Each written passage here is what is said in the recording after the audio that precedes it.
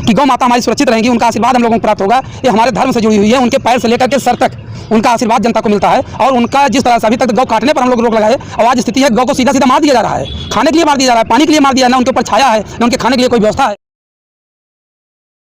127 उनके रजिस्टर में उनकी संख्या है और मौके पर 150 भी उनकी संख्या नहीं है।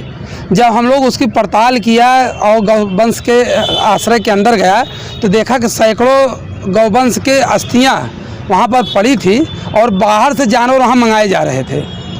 हमने पूछा क्यों मंगाए जा रहे हैं, तो उन्होंने कहा कि जो संख्या कम है ये पूरा किया जाएगा। तो हमने कहा ये मरे कैसे, तो इसका जवाब उन्होंने कोई नहीं दे पाया। तब हम लोगों ने वहाँ पर जा कर के पानी की व्यवस्था देखी, भूसा की व्यवस्था देखी, जो उनकी नाद बनी थी, हौदी जो बनी थी जिसमें वो खाते उसमें एक भी चारा नहीं थे, ना तो वहाँ पर कोई पशुहार था ना कोई चारा था।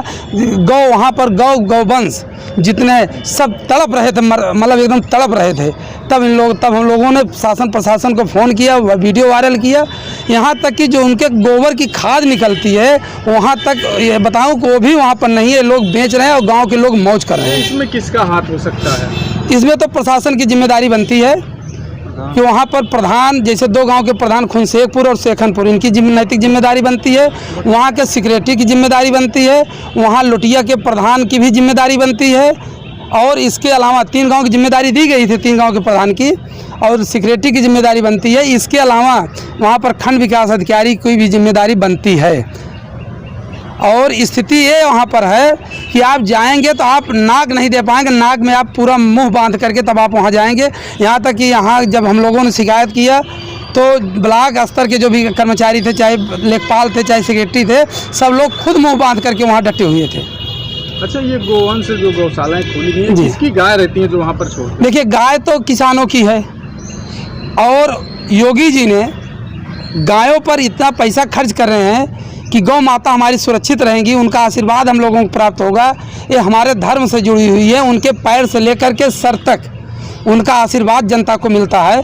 और उनका जिस तरह से अभी तक गौ काटने पर हम लोग रोक लगाए और आज स्थिति है गौ को सीधा सीधा मार दिया जा रहा है, खाने के लिए मार दिया जा रहा है, पानी के लिए मार दिया है, ना उनके ऊपर छाया है, ना उनके खाने के लिए कोई व्यवस्था है। बहुत ही हम किसान भी उसमें दोषी अगर देखा जाए तो क्यों छोड़ देता है गौशाला, जब तक दूध देती है तब तक नहीं। गौशाला में किसान छोड़े वो तो जिम्मेदारी बनती है उसकी, लेकिन जो वहाँ पर है किसान तो गौशाला में बनी है, किसान को छोड़ने के लिए बनी है, लेकिन वहाँ जो देख रेख कर रहा, रख रखाव जो कर रहा है उसकी नैतिक जिम्मेदारी बनती है कि उसको जो सरकार के द्वारा धन आवंटित किया जा रहा है उसका धन उस गाय और बछड़े के ऊपर लगे, वो सुरक्षित रहें, जिंदा रहें। जब मरे तो जेसीबी से ज़मीन में गाड़ कर उसका दफन किया जाए, जो माननीय योगी जी या शासन प्रशासन का आदेश है।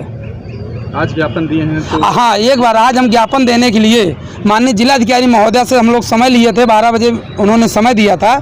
जब हम लोग ज्ञापन देने आए हमारे पास संख्या उसमें 50 से लेकर के लगभग हमको लगता है 70-80 की संख्या रही होगी। जब उन्होंने हम लोगों की संख्या देखी तो पीछे वाली गेट से गाड़ी पर बैठ कर निकल गई। जब हमने फ़ोन किया कि मैं आपको ज्ञापन देने आया था, आप कहाँ मैडम चली गई, तो उन्होंने कहा कि हम अतिरिक्त मजिस्ट्रेट को भेज रहे हैं, आप लोग ज्ञापन दे दीजिए। हमको बड़ी पीड़ा हुई कि हम अपने दर्द जिले के आला अफसर से कहने आए हैं और आला अफसर हमारी भीड़ को देखकर यहाँ से निकल गई। इसके लिए हमको पीड़ा है और मेरी सुनवाई नहीं हुई, तो मैं इस पीड़ा को माननीय मुख्यमंत्री महोदय तक चल करके हम लोग अवगत कराएंगे। वहाँ का जो मुख्य मुद्दा है, जैसे वहाँ के प्रधान, सेक्रेटरी, बीडीओ ये बोल रहे हैं कि जो गाय वहाँ मरी हुई है वो ग्राम सभा की और क्या कहते हैं गांव वालों की हैं, तो गांव की गांव क्षेत्र अधिकारी सब बता रहे हैं गांव वालों की हैं, लेकिन अधिकारी जो है अपनी गौशाला को मानने के लिए तैयार नहीं। आप क्या कहेंगे? अधिकारी मानने को तैयार नहीं है तो 327 की संख्या उनके रजिस्टर में वो गाय कहाँ है? बाहर के गांव से मंगाई जा रही है, वो मत माने, उनके मानने से कोई मतलब नहीं। जो अस्थियां मिल रही हैं वो किसके यहाँ की हैं, वो कहाँ की हैं? और सबसे बड़ी बात है कि जब हम लोग गए थे, हमारे कुछ मीडिया बंधु भी गए थे वहाँ पर, आप लोग इसमें से शायद कोई नहीं था।